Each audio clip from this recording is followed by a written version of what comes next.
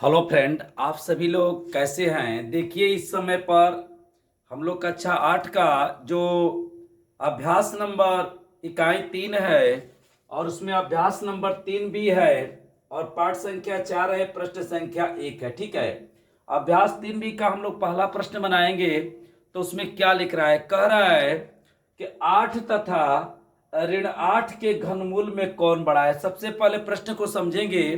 इसका कथन यह है कि 8 का और ऋण 8 का, इन दोनों का घनमूल निकाला जाए तो इसमें सबसे बड़ा कौन होगा, यही इसका कथन है। तो चलिए देखिए, मैं आपको समझा रहा हूं। यहां पर लिख दीजिए पहला प्रश्न है। ठीक है, पहला प्रश्न का हल लिख दीजिए। हल देखिए क्या करेंगे।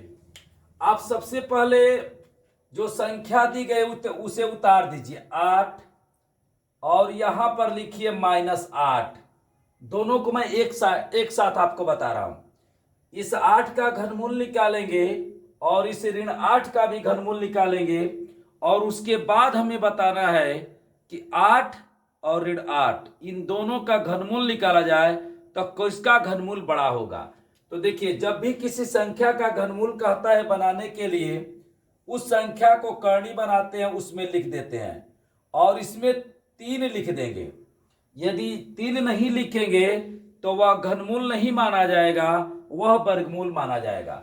अब देखिए, यहां पर भी ऐसे रूट बनाएंगे और उसमें ऋण 8 को लिख देंगे, यहां पर 3 लिख देंगे। अर्थात कहने का मतलब यह है कि सबसे पहले दी गई संख्या को रूट में लिख देते हैं। अब क्या करेंगे, घनमूल निकालने का सिर्फ एक तरीका है। जो संख्या दी होगी उसका हम अभाज्य गुणनखंड ज्ञात करेंगे। तो मैं 8 का खंड कर रहा हूं। ठीक है, तो देखिए यहां पर 8 का जब खंड करेंगे तो 2 से कटाएंगे, सबसे छोटी संख्या 2 से। तो 2 से 8 में भाग देंगे तो 4 बार जाएगा। पुनः 2 से कटाएंगे तो 2 से 4 में भाग देंगे तो 2 बार जाएगा, और 2 से कटाएंगे तो 1 बार आएगा। 8 का आपका खंड हो गया। अब क्या करेंगे, अब देखिए यहां पर रूट बना दीजिए और उसमें 3 लिख दीजिए, और इस 8 का खंड 2 दूना के 4 दूना के 8। ठीक है, अब यहां क्या करेंगे, ये तो 8 का खंड था, अब ऋण 8 का खंड करना है। तो मैं ऋण 8 का खंड नहीं करूंगा। सबसे पहले ऋण को बाहर निकाल दीजिए और ऐसे रूट बना के 3 लिखिए और यहां पर 8 लिख डालिए। ठीक है, तो कहेंगे कि क्या सर, अगर अंदर क्या ऋण में रहेगा तो उसका खंड नहीं होगा, खंड होगा।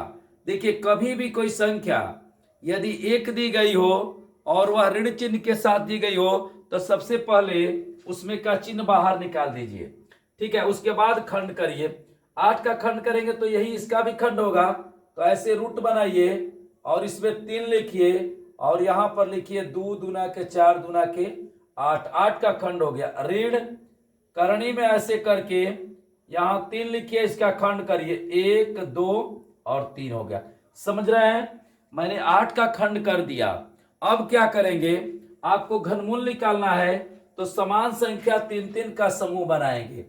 ठीक है, देखिए जो रूट में 3 लिखे है ना, वही यह इंगित कर रहा है कि एक प्रकार की संख्या में से समान प्रकार के 3 संख्या में से एक संख्या आप बाहर निकाल दीजिए। अब देखिए, तो यहां से 3 में से 1 निकलेगा तो इसका 2 हो जाएगा। और देखिए, ये 3 में से 1 निकलेगा तो 2 होगा, लेकिन ये ऋण है तो यहां पर ऋण हो जाएगा। तो 8 का घनमूल 2 हो गया और ऋण 8 का घनमूल ऋण 2 हो गया।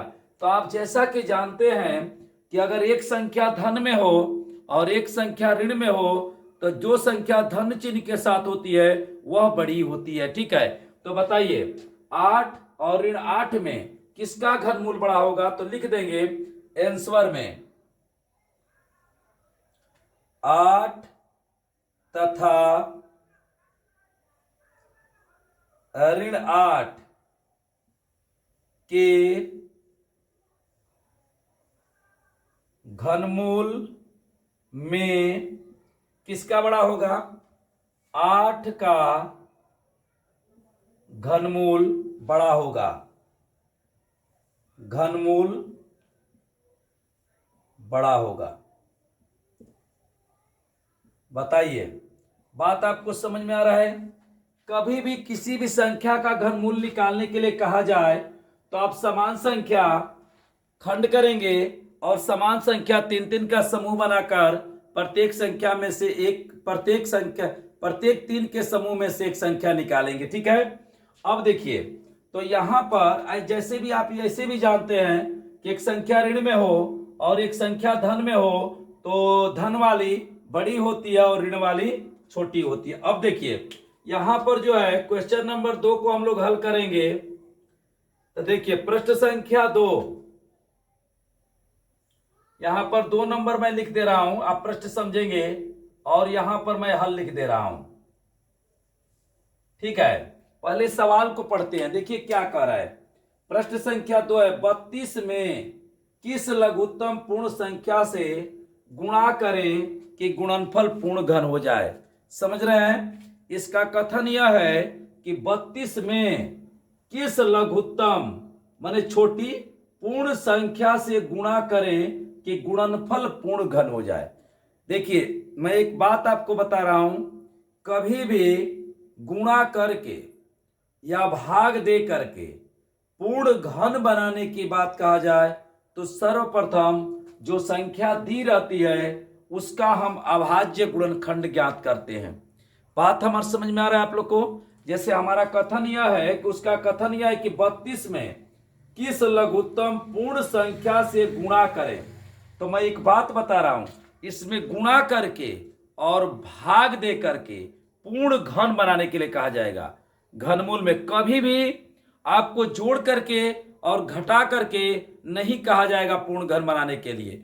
तो कह रहा है कि 32 में किस संख्या से किस लघुत्तम माने छोटा पूर्ण संख्या से गुणा करें कि गुणनफल पूर्ण घन हो जाए। ठीक है, तो देखिए कभी भी गुणा करके या भाग दे करके पूर्ण घन बनाने के लिए कहा जाए तो जो संख्या दी रहती है उसका सबसे पहले हम अभाज्य गुणनखंड ज्ञात करते हैं। तो देखिए हम क्या करेंगे, 32 का खंड करेंगे। देखिए यहां पर मैं लिख दे रहा हूं 32, ठीक है, और यहां पर मैं लिख दे रहा हूं 32, ये प्रश्न है। तो देखिए इसका अभाज्य गुणनखंड हम कर रहे हैं, 2 से कटाइए, 2 एक में 2, 2 छक्का 12, 2 से 32 में भाग देंगे 16 आएगा, पुनः 2 से भाग दीजिए 8 आएगा, पुनः 2 से भाग दीजिए 4 आएगा, और पुनः 2 से भाग दीजिए 2 आएगा, और 2 से भाग दीजिए 1 आएगा। ठीक है, और जब लास्ट में 1 आ जाता है तो हम लोग खंड करने की प्रक्रिया बंद कर देते हैं। अब क्या करेंगे, ये जो 32 है और इसका खंड किए हैं तो सबसे पहले खंड करिए और अब देखिए उसका खंड को लिखिए, 1 2 3 4 5। देखिए 1 2 3 4 5 समान संख्या 3 3 का समूह बनाइए।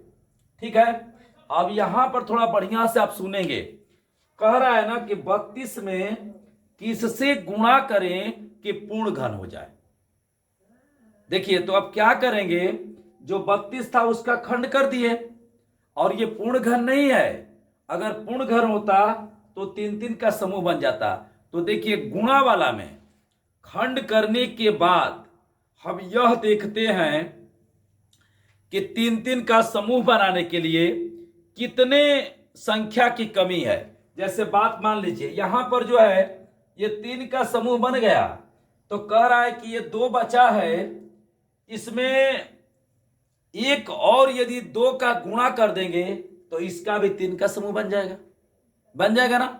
एक अगर इसमें 2 का गुणा कर देंगे तो बन जाएगा 3 का समूह। अभी यहां भाग देने की बात करता तो जिसका जोड़ा नहीं बना है, देखिए इन दोनों का जोड़ा नहीं बना है, इन्हीं दोनों से इसमें भाग देते, माने 4 से भाग देते। देखिए गुणा वाला में 3 बनाने का प्रयास करते हैं, जितना 3 बनाने के लिए कम होगा उतने से गुणा कर देंगे। लेकिन भाग वाला में क्या करते हैं कि जिसका समूह नहीं बनता है उसी को गायब कर देते हैं। जैसे भाग करने की बात होता तो इन दोनों 2 का जोड़ा नहीं बन रहा है, इन दोनों का समूह नहीं बन रहा है, तो इन दोनों को गायब करने के लिए 2 2 की आवश्यकता होता। माने इसमें भाग देते 2 गुणे 2 से, अर्थात 2 दूना के 4 से। जैसे भाग दे देंगे इसमें समझ लीजिए 2 गुणे 2, इसको कह सकता है कि किससे आप भाग देंगे तो भाग वाला में जिसका समूह नहीं बनता है ना उसको गायब करते हैं, उसको हटाते हैं। अब कैसे हटाएंगे? तो दो दो का समूह नहीं बना है तो दो से भाग देंगे तो एक एक, दो से ये कट जाएगा। तो भाग बताइए कितने से देते? 4 से देते। भाग कितने से देते? 4 से देते। लेकिन गुणा कितने से करते? तो गुणा वाला में 3 बनाने का प्रयास करते हैं। तो इसमें 2 2 है, 1 2 और ऐसे मिल जाएगा तो बताइए पूर्ण घन हो जाएगा कि नहीं घन हो जाएगा? तो आप लिख देंगे आंसर में। जानते हैं क्या करेंगे? लिखेंगे आंसर में वह छोटी से छोटी संख्या 2 है। बात समझ में आ गया? हमारे कहने का मतलब यह है कि 2 से गुणा कर देंगे तो 32 एक पूर्ण घन हो जाएगा। अब कभी आप 2 से गुणा करेंगे 32 में तो 64 हो जाएगा, और 64 का खंड करेंगे तो समान संख्या 3 3 का समूह बन जाएगा, तो पूर्ण घन हो गया। तो वह छोटी से छोटी संख्या दोगे। नेक्स्ट अगले पार्ट में।